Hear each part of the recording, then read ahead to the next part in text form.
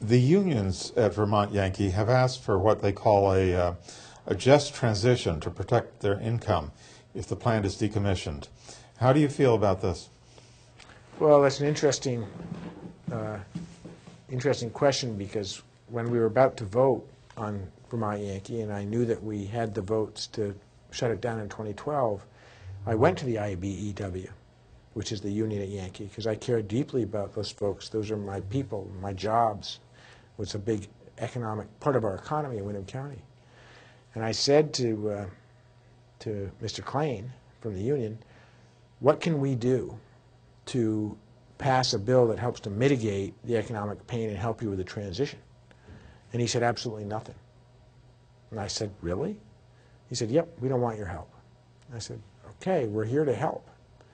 They didn't want our help. He said, these are highly qualified people who get paid a lot of money, and they can find jobs elsewhere. And I was really kind of sad to hear that.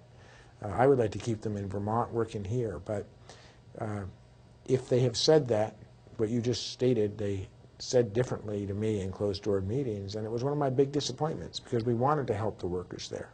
We wanted to make sure that we kept them working in Vermont, and we wanted to make sure that we helped them with the transition. You know, the whole jobs thing, I just want to mention, has also been an untruth told by Energy Louisiana. They go up on TV with these ads saying, you know, it's the end of all these high-paying jobs and you got to keep the plant running. Well, it isn't necessarily if they keep their promise. This is how it would work. If it closes in 2012 on schedule, it would take roughly 325 employees to keep the plant running while it cools off, which takes about 5 to 7 years. So it's not just Barney out there with his pistol out front guarding the door. It's engineers, it's high-paid employees running all the cooling systems and trying to cool this stuff off.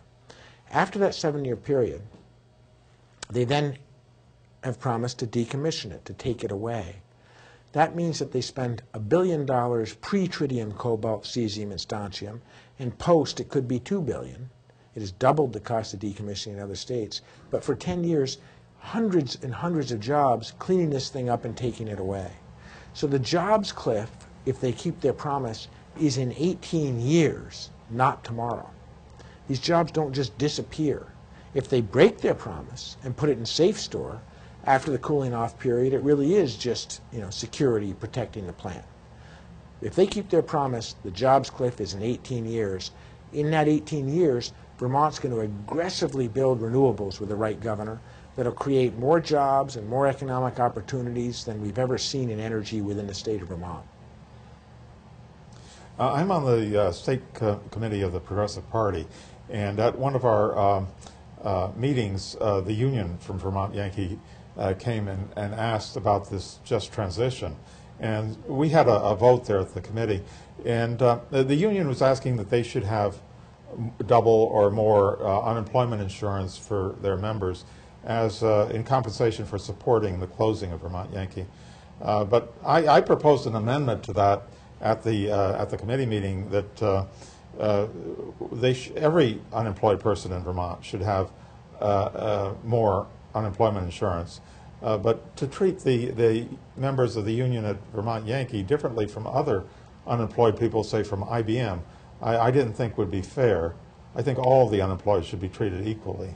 I agree with you that all the unemployed should be treated equally. I think the ways that we could help with the transition, frankly, in my view, wasn't going to come from the unemployment fund that's already bankrupt in Vermont. I was going to have it come out of the profits of Energy Louisiana.